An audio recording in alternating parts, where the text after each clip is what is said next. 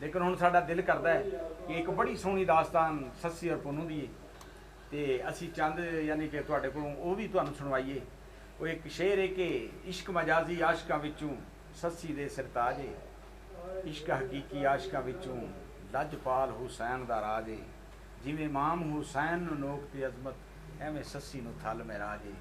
तो अज असी वाली जेठी साहब अगे ये दरख्वास्त करांगे कि अज सस्सी दे सानूं कोई थोड़ा जिहा बोल सुणाओ साडे सुनने वालियां नूं, ताकि ईद दे उत्ते ये रहमानी न्यूज़ चैनल ते कोई ऐसा गिला ना करन कि सानूं उन्हां कोई शै सुणाई नहीं। बाग विच बोलो चांजा तू मैं पैर पाया सस्सी होए असी ते बाग करना दिया अज असलिए भलके दूरों बनाई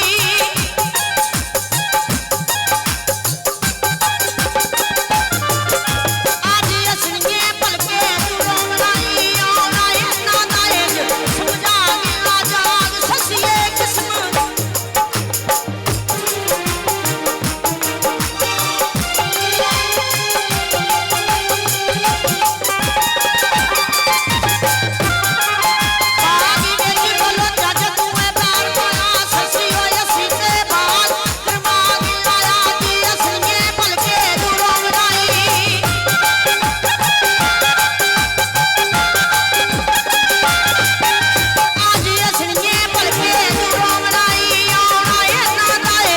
समझा गया जाग सस्सीए किस्मत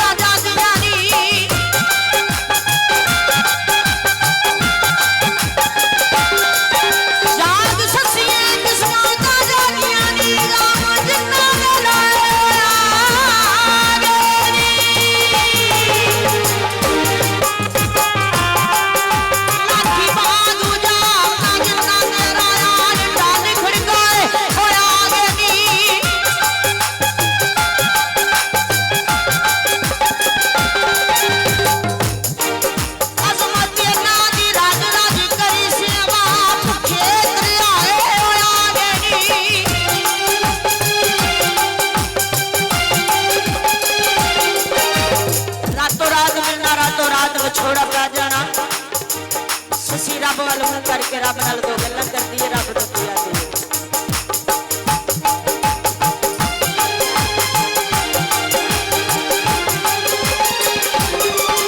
राती सच्ची सच्ची ए बादशाह लागी दिल में चली जाओ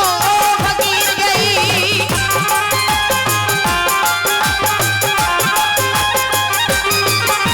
मैनू बख्शी दाची वाले